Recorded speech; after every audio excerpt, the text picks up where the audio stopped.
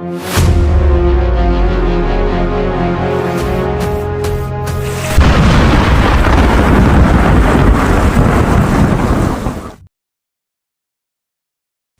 yang mengayomi rakyatnya adalah mereka yang melindungi alamnya, bukan yang membuka luka bagi manusia dan bumi.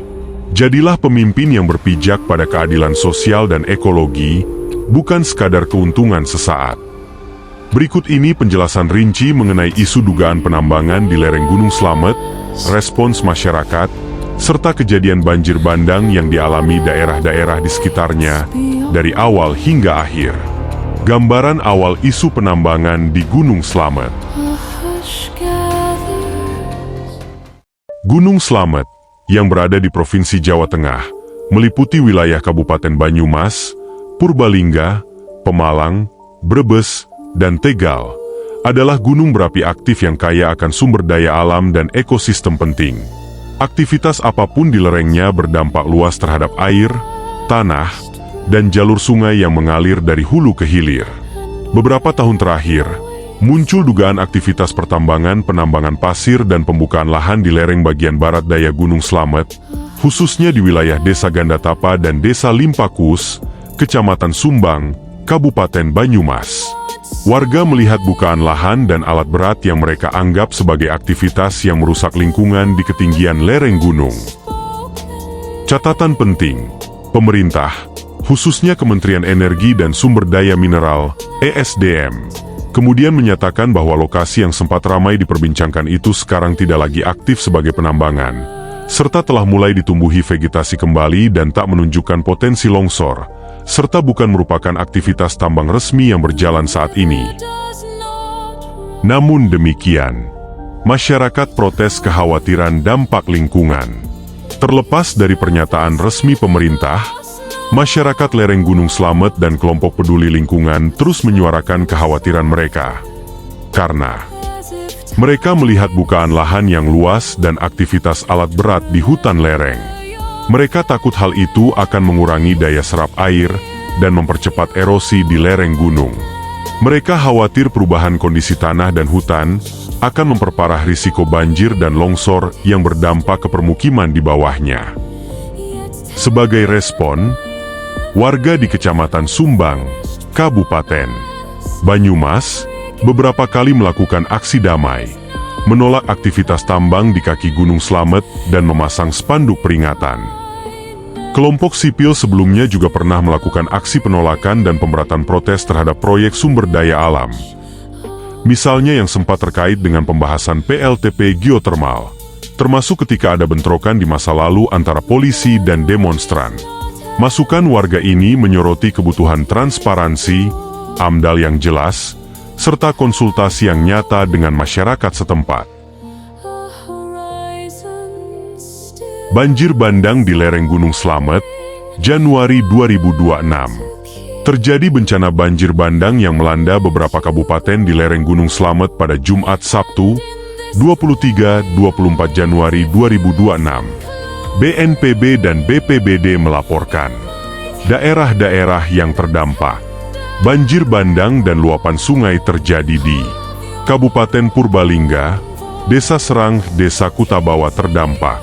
Jembatan Sungai Bambangan putus total dan akses desa terisolasi. Kabupaten Pemalang, beberapa desa di Pulau Sari dan Moga terdampak, rumah rusak, jembatan putus, dan warga diungsikan. Kabupaten Brebes, desa-desa seperti Penggarutan, Adisana, Dukuh Turi mengalami kerusakan infrastruktur dan aliran air deras. Kabupaten Tegal, dilaporkan hujan deras mengakibatkan banjir di area wisata Guci dan aliran Sungai Gung, sehingga fasilitas wisata terimbas. Penyebab langsung banjir bandang ini terutama dipicu oleh hujan deras berintensitas tinggi berkepanjangan di hulu lereng Gunung Slamet, sehingga sungai-sungai di lereng meluap membawa lumpur, batu, dan material lainnya ke permukiman. Catatan ilmiah: ketika hutan di lereng gunung berkurang atau tanah tidak tertutup vegetasi yang kuat, daya serap air turun drastis dan risiko banjir bandang meningkat. Ini sering menjadi alasan kekhawatiran warga terhadap aktivitas pembukaan lahan. karena tanah yang tidak tertutup pohon lebih mudah hanyut saat hujan ekstrim. Tantangan tata kelola lingkungan. Dari konflik masyarakat dan kejadian banjir bandang ini, poin-poin penting yang mengemuka adalah kebutuhan aturan tegas terhadap penambangan atau proyek apapun yang bisa mengubah bentang alam lereng gunung. Pemberdayaan masyarakat dalam perencanaan dan pengawasan proyek yang berdampak lingkungan.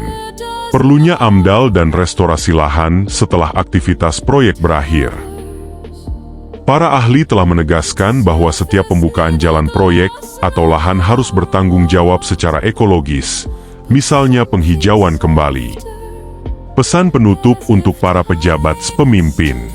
Saya mengajak para pejabat dan pemimpin dari tingkat kabupaten hingga provinsi dan pusat untuk tidak mengambil keputusan hanya demi keuntungan pendek, tetapi untuk melindungi kehidupan masyarakat dan kelestarian alam.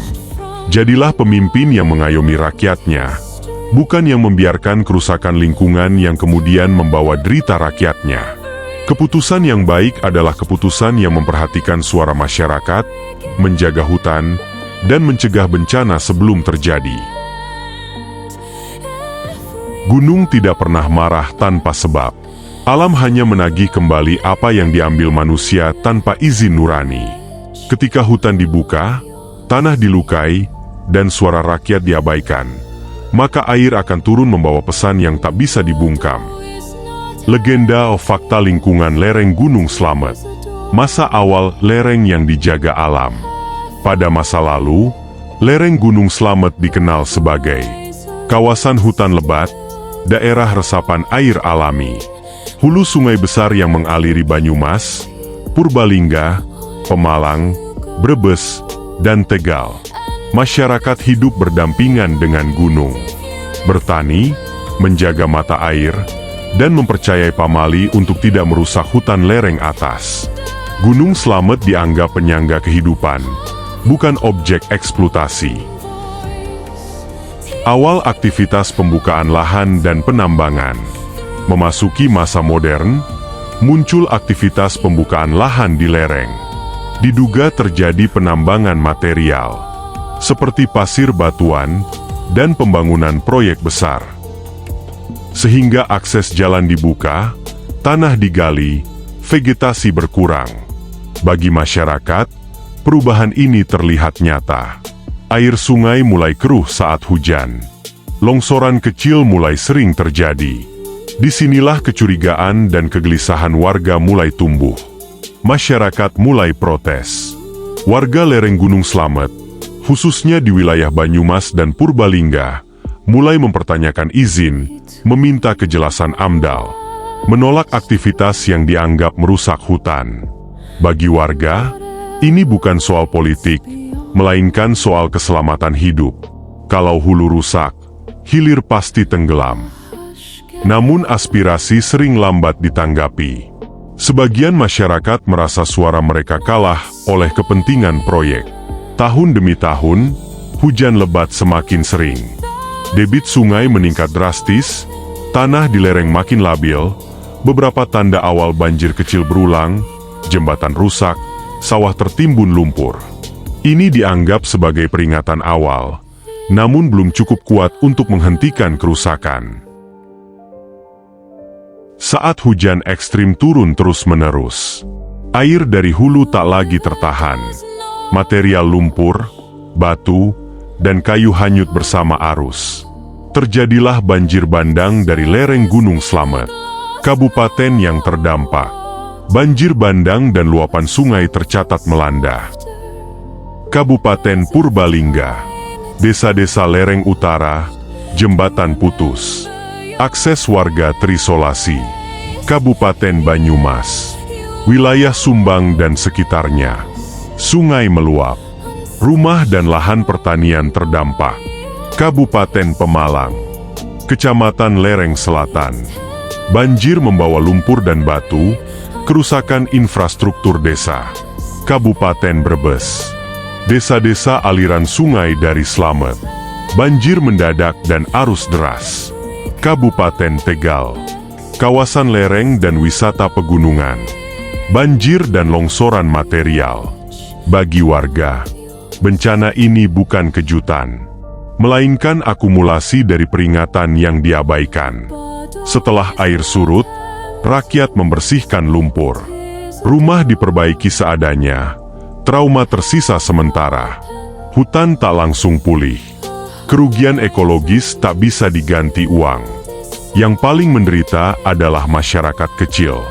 Untuk para pejabat dan pemegang kebijakan, jabatan bukan izin untuk berbuat sewenang-wenang. Kekuasaan bukan alasan untuk merusak alam.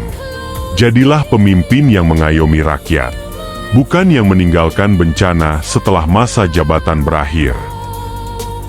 Ingatlah, alam yang dirusak hari ini akan menagih tanggung jawab di masa depan.